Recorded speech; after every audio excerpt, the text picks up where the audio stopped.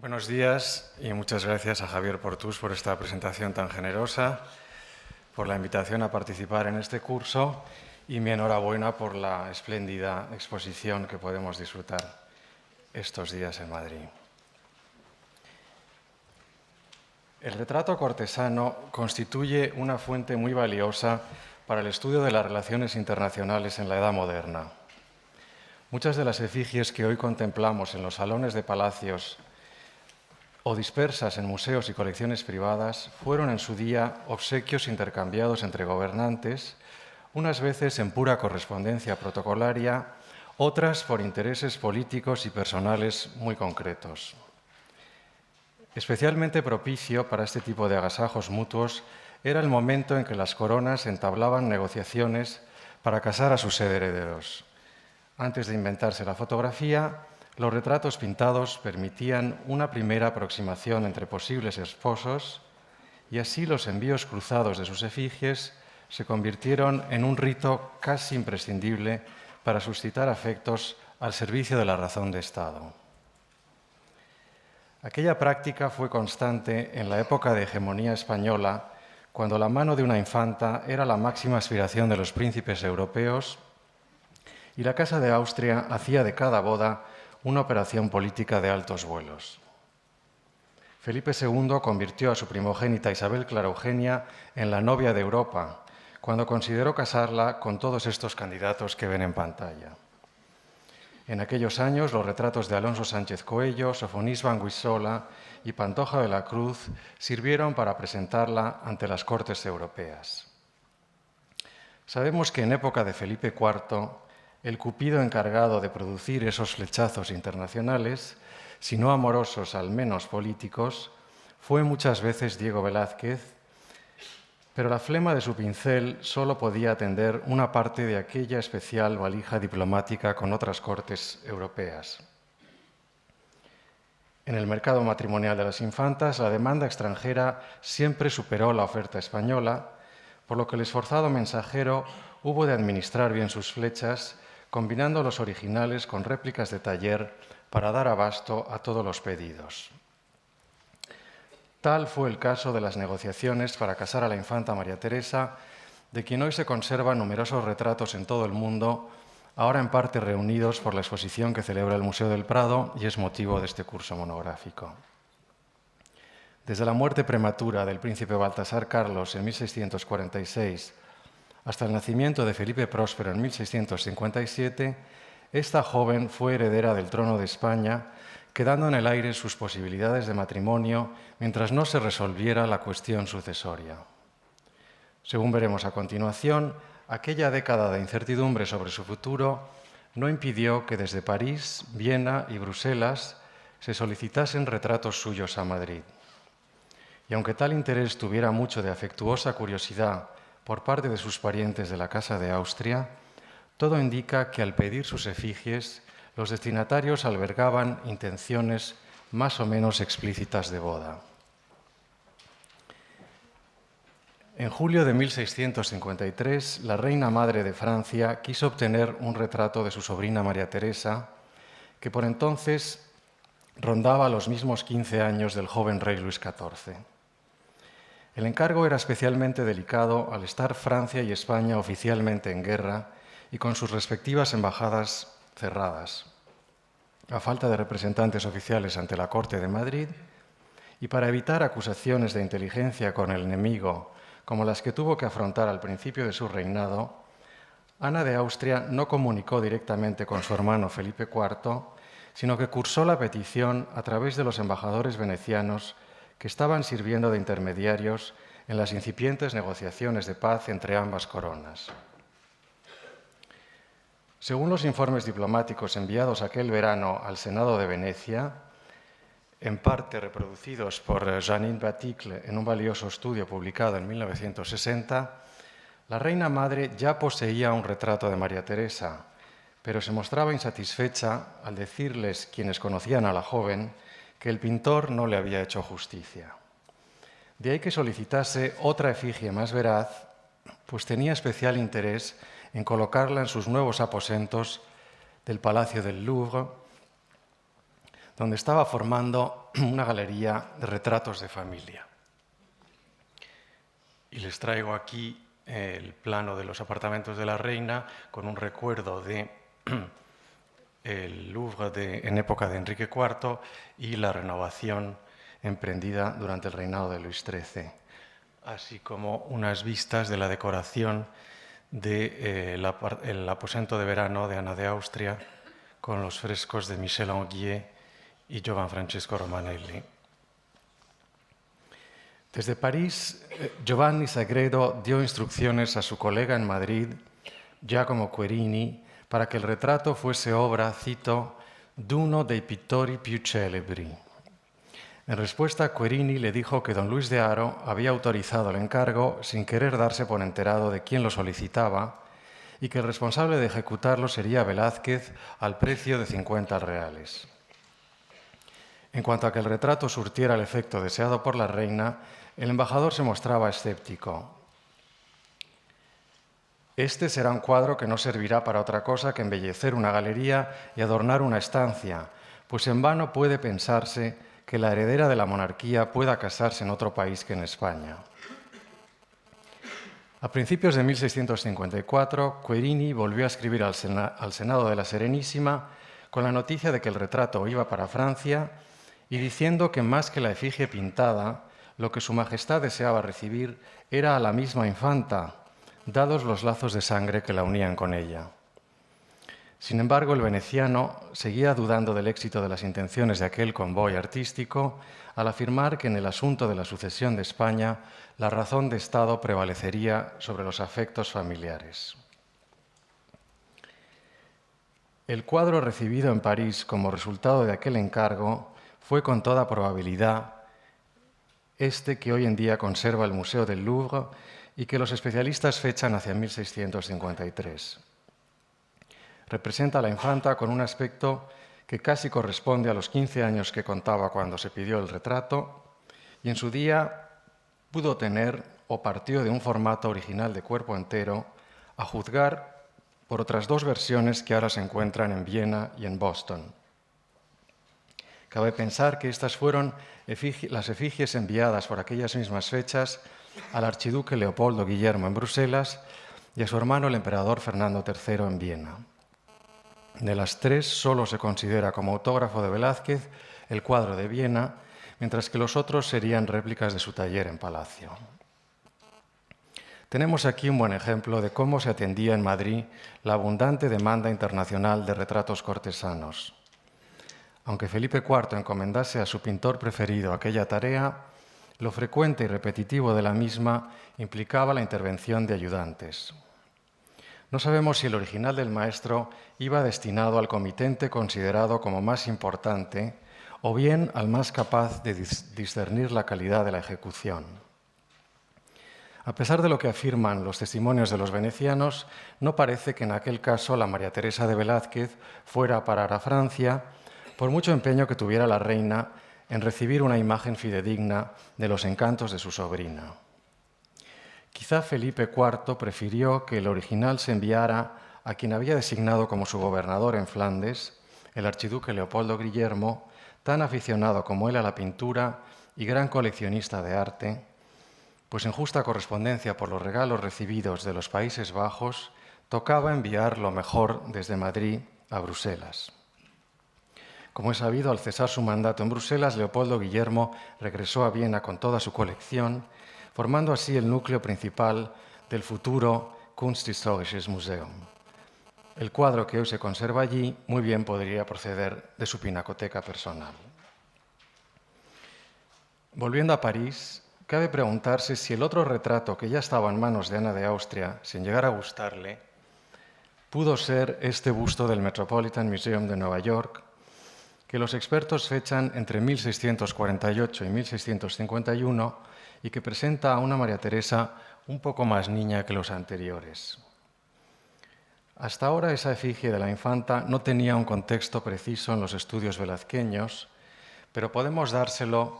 gracias a un grabado francés que parece basado en este óleo. La leyenda que lo acompaña alude a la paz de los Pirineos y al matrimonio con Luis XIV, por lo que su publicación no pudo ser anterior a 1660.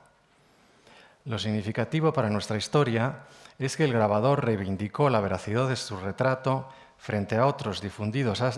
hasta entonces por estar hecho a partir de un cuadro enviado a la reina, fait sur le dernier tableau envoyé à la reine, y siendo los demás vendidos hasta entonces no auténticos, n'étant qu'imaginaires. Pero sigamos con los grandes designios de la tía casamentera en París. Poco después de haber recibido el cuadro de la infanta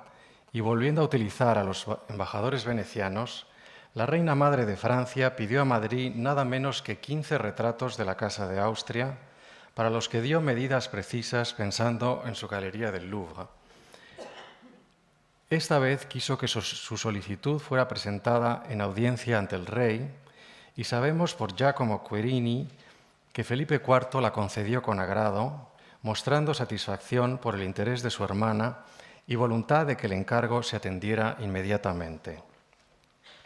Preocupado por el plazo de ejecución y por su propio bolsillo, el atribulado embajador escribió al Senado de Venecia diciendo que sería necesario adelantar el pago y tener buena mano con los pintores implicados. En fin, unos meses después, Ana de Austria solicitó otros 4 retratos que, según Querini, fueron copias autorizadas por Luis de Haro a partir de originales existentes en el Alcázar de Madrid. Dado que el encargo había tomado rango oficial y según la paridad acostumbrada en este tipo de envíos entre las cortes europeas, cuando Querini mandó los 19 lienzos a París en otoño del 1654, pidió también en nombre del rey de España otros 10 retratos de la familia real francesa, indicando las medidas adecuadas a su futuro emplazamiento en palacio. No hizo falta que su colega adelantara el pago, pues en Francia se asumió el encargo como un regalo que sería prontamente ejecutado. ¿Qué fue de este convoy artístico-diplomático a cada lado de la frontera? En su ya mencionado estudio, Jeanine Baticle consiguió documentar la suerte del conjunto de lienzos llegados a Francia rastreando los inventarios de la corona. La primera mención relativa a estos cuadros aparece en el inventario post-mortem de Ana de Austria en 1666, donde se alude a ellos como 13 retratos de España, sin especificar su localización. Más detallado fue el registro realizado en 1706 por Nicolas Bailly como responsable de la colección de pinturas de Luis XIV. Al describir las estancias de la difunta reina madre, encontramos, desgraciadamente sin nombre de autor, una enumeración que permite reconstruir de manera aproximada los envíos madrileños. 24 retratos dispuestos a manera de friso, a saber, Luis XIII y su esposa Ana de Austria, el rey y la reina, que por entonces eran Luis XIV y María Teresa, quizá ya en un retrato realizado como consorte, el cardenal infante y la emperatriz María, aquí convertidos en pareja de hecho por figurar el uno al lado del otro, el príncipe Baltasar Carlos y la infanta María Teresa, Isabel de Francia, es decir, Isabel de Borbón, la primera esposa de Felipe IV, el propio Felipe IV y Mariana de Austria, su segunda esposa, el infante Carlos y la infanta Margarita, Felipe III y Margarita de Austria, Felipe II y Ana de Austria, el emperador Carlos V e Isabel de Portugal, Felipe el Hermoso y Juana de Castilla, Fernando e Isabel, y cada uno 2 pies de alto por 18 pulgas de ancho aproximadamente, es decir, unos 64 centímetros de alto por 51 de ancho. Estos 24 retratos componían el conjunto mencionado también por Germain Brice en el primer tomo de su Description de la ville de Paris de 1684. Según el historiador, los retratos de la Casa de Austria decoraban el gabinete de baño de los apartamentos de invierno de Ana de Austria y habían sido dispuestos en un artesonado alrededor de la sala, representando a todos los personajes ilustres de la Casa de Austria, desde Felipe I hasta Felipe IV. Brice los atribuía todos a Velázquez, pero su predecesor, André Félibien, había mostrado mayor cautela en los entretiens sobre la vida y la obra de los más excelentes pintores antiguos y modernos de 1666, donde se limita a decir varios retratos de la Casa de Austria pintados por Velázquez.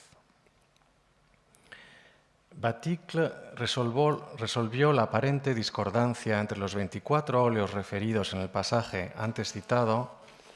y los 20 que sabemos se pidieron a Madrid, al señalar con toda lógica como obras francesas añadidas al conjunto español las efigies de los reyes Luis XIII y Luis XIV, así como las de sus respectivas esposas, las reinas Ana de Austria y María Teresa, cuyo retrato como infanta, en cambio, sí contaba entre los cuadros españoles. Además de casar las cifras, Baticle documentó el desmantelamiento y posterior dispersión de la serie a finales del siglo XVIII, llegando a identificar algunos componentes de la familia en las colecciones públicas francesas. El retrato de la infanta Margarita, expuesto hoy en el Louvre como obra de Velázquez y su taller, corresponde por medidas y fecha al conjunto encargado por Ana de Austria. Hasta su restauración en 1960 llevaba arriba una inscripción en francés con el nombre del personaje en letras doradas. Quién sabe si añadido en vida de la reina o después de su muerte para no olvidar la identidad del modelo. Semejante inscripción figura todavía en otros cuadros procedentes de las colecciones de la corona con los que éste debe ponerse en relación. Un retrato del infante don Carlos del Museo de Versalles, que es réplica en busto del original de cuerpo entero de Velázquez, hoy en el Prado. Un retrato de la infanta María Teresa, hoy perteneciente a la colección Johnson del Museo de Filadelfia, cuyo prototipo es el lienzo del Metropolitan Museum de Nueva York, con su peluca adornada de lazos con forma de mariposas. Y un retrato del cardenal infante hoy en Versalles, que deriva del original pintado por Van Dyck en Flandes y enviado a Felipe IV en 1636, ahora en la colección del Prado. Hay, por último, un grupo de lienzos que se conservan también en el Museo del Palacio de Versalles, donde figuran, sobre un fondo de paisaje, los reyes Felipe III y Margarita de Austria, Felipe IV y Mariana de Austria. Les muestro en pantalla 3 de los 4 y, como pueden comprobar a simple vista, se trata de cuadros que han sufrido diversas alteraciones, pues en algún momento fueron ovalados antes de adoptar el formato apaisado que tienen ahora. 2 de ellos presentan la misma inscripción en mayúsculas doradas que tienen los otros retratos españoles y, como aquellos, estos son réplicas más o menos fieles de originales existentes en la colección real española. Pedro Antonio Vidal para el retrato de Felipe III, Velázquez para los de Felipe IV y Mariana de Austria. Aunque tales indicios apuntan a la serie enviada desde Madrid a París en el otoño de 1654, las efigies de Felipe IV y Mariana dependen de cuadros que Velázquez pintó después de esa fecha, lo que obliga a descartarlos de aquel convoy y a pensar que fueron añadidos más tarde. Sea como fuere, está claro que a mediados de los años 50, la reina madre de Francia compuso una galería de retratos que recordaba orgullosamente su filiación española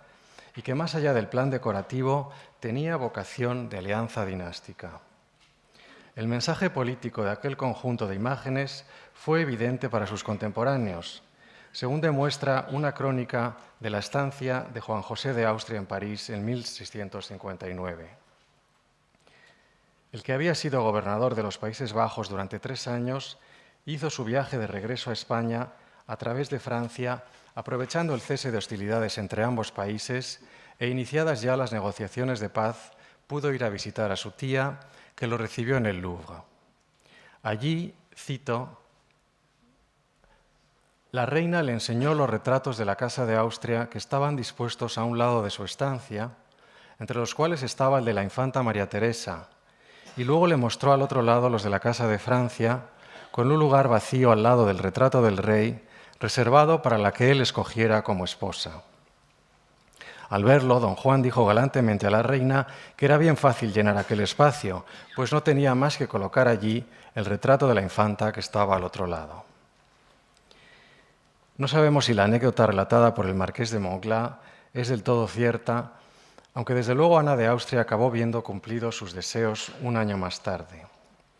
Pero no nos adelantemos a los acontecimientos lanzando al vuelo campanas de boda y volvamos ahora a Madrid para completar aquí esta historia de reconciliación de dos coronas por medios artísticos, pues es posible rastrear el destino que tuvieron los retratos franceses en España y la primera reacción de sus destinatarios gracias a testimonios documentales y a las obras que hoy se conservan en las colecciones españolas. El inventario del Alcázar de 1686, publicado por Yves Bottineau en el Bulletin Hispanique de 1958, al llegar a la llamada pieza de la torre que daba sobre el jardín de la Priora en la cara norte del palacio, registra una galería de retratos de los Austrias colocados junto a los de miembros de otras dinastías que emparentaron con ellos en los siglos XVI y XVII. Entre el total de 23 pinturas que allí se enumeran, había, cito, 10 retratos de la Casa Real de Francia de más de medio cuerpo, con sus molduras negras de diferentes autores de Francia, a los que se añadía en la pieza inmediata un retrato de la reina doña Ana de Francia vestida de gala, de autor francés, marco dorado y negro. Luego, en el pasadizo que unía el Alcázar con el convento de la Encarnación, donde colgaban nada menos que 490 pinturas, se mencionan 3 retratos iguales de media vara de ancho y 3/4 de alto de la señora reina de Francia, doña Ana, infanta de España, y sus 2 hijos, el señor rey de Francia, Luis XIV, y el señor duque de Orleans, padre de la reina Nuestra Señora, que en el momento de la redacción del inventario era María Luisa de Orleans, la primera esposa de Carlos II. A diferencia de lo que hizo con otras muchas obras descritas en este mismo inventario, Bottineau no llegó a identificar en las colecciones españolas ninguno de los 14 retratos de la familia real de Francia mencionados en el Alcázar. Sin embargo, podemos casar al menos una parte de aquellas obras con una serie de lienzos que el Museo del Prado guarda actualmente en sus almacenes o tiene depositados en lugares más o menos remotos, quién sabe si castigando aún al gran enemigo nacional de tantas guerras pasadas. Con un mismo formato de 3/4 y medidas iguales de 108 centímetros de alto por 88 de ancho, estos 6 retratos representan a miembros de la familia real de Francia a lo largo de 3 generaciones. La reina María de Medici, esposa de Enrique IV, su hijo Luis XIII y la esposa de este, Ana de Austria, así como los hijos de ambos, el aquí muy joven Luis XIV, su hermano Felipe, duque de Orleans, y la prima de estos, Ana María Luisa de Orleans, la llamada Grande Demoiselle, hija de Gastón de Orleans. Son obras debidas a los pintores reales Henri y Charles Beaubrun, Philippe de Champaigne y Jean Nocret, quienes según el inventario del Prado de 1834 dejaron firmados sus respectivos lienzos y los fecharon en 1655. Hoy, sin embargo, solo queda una etiqueta al dorso de algunos de ellos, habiéndose perdido las firmas y las fechas quizá en una manipulación posterior. Es interesante que de varios de estos retratos el Museo del Prado posea otras versiones antiguas, pero resulta difícil decir si se trata de réplicas contemporáneas, como parece ser la que les muestro,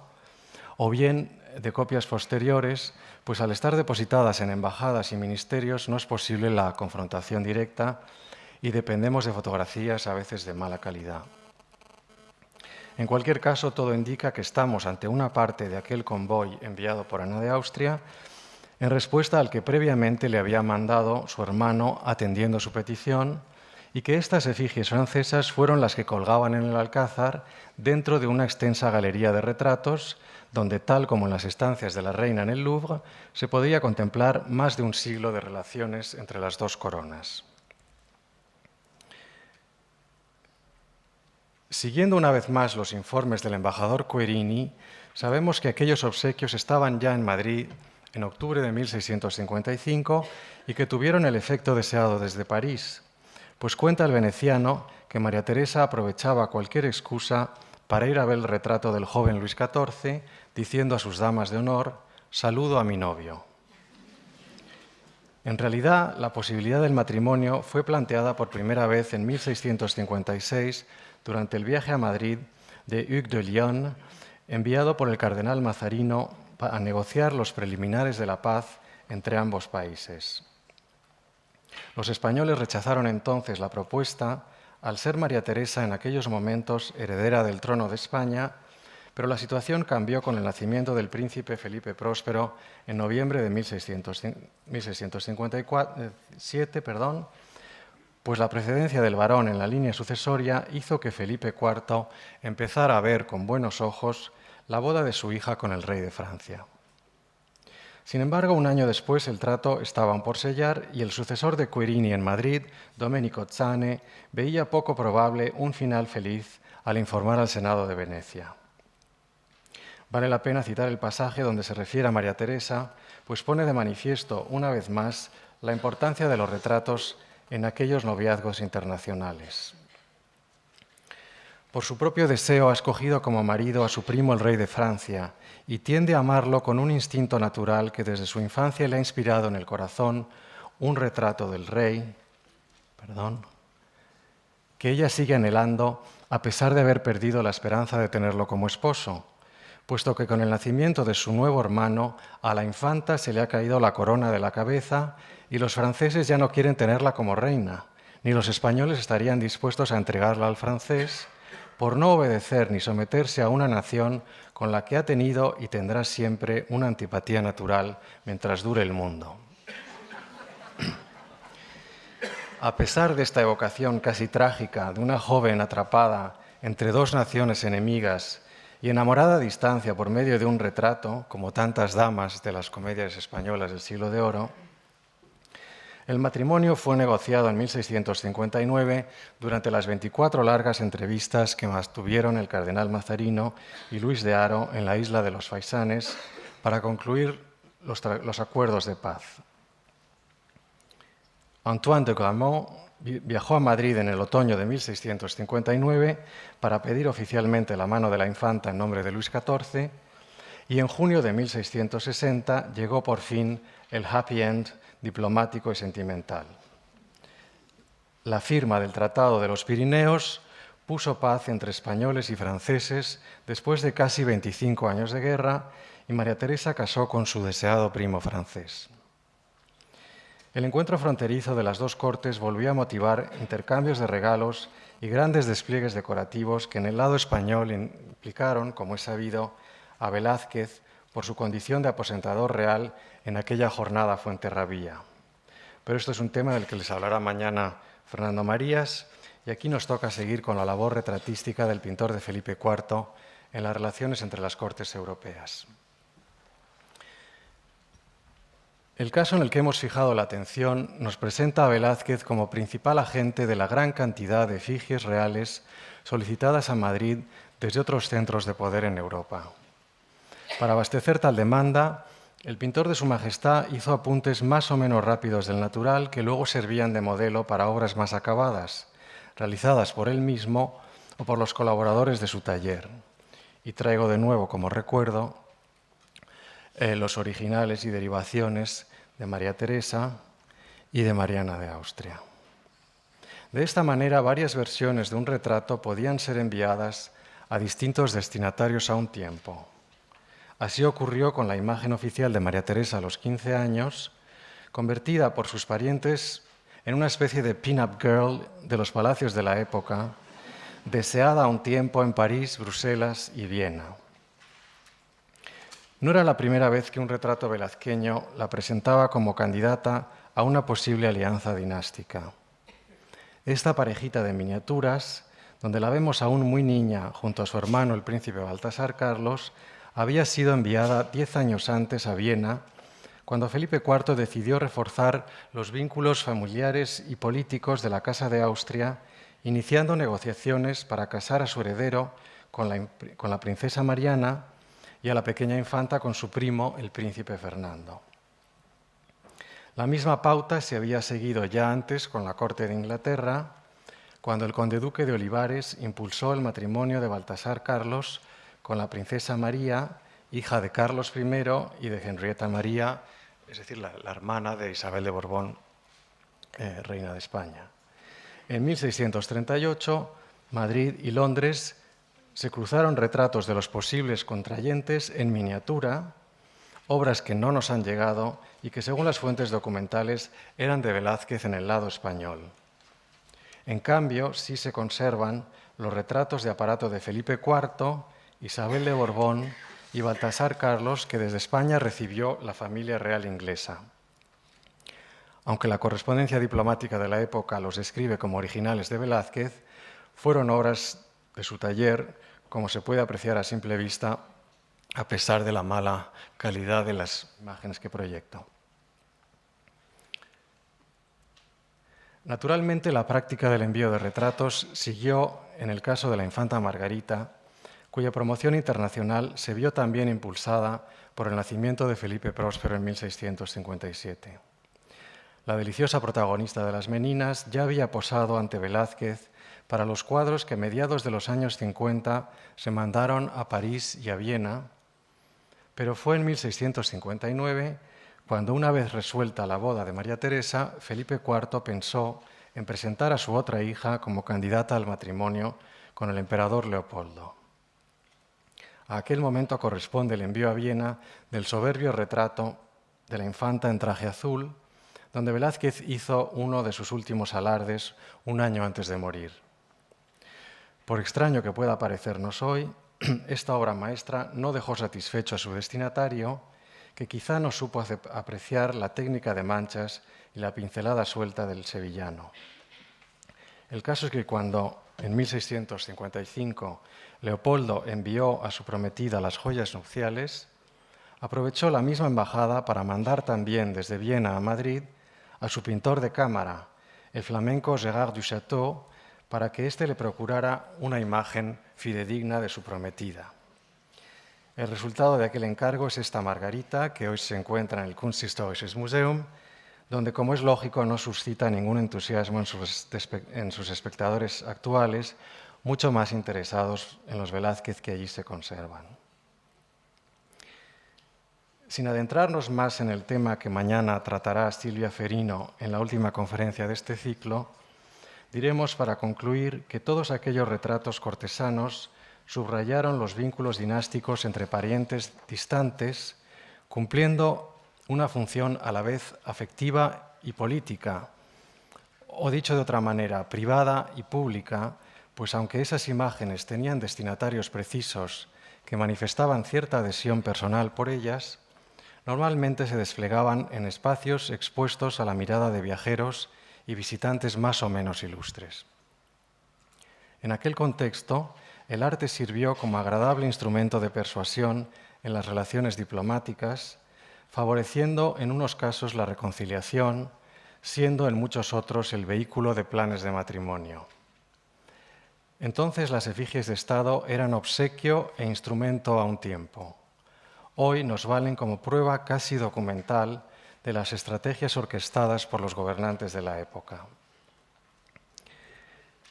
Velázquez estuvo al servicio de tales empresas durante los casi 40 años de su carrera como pintor de Felipe IV.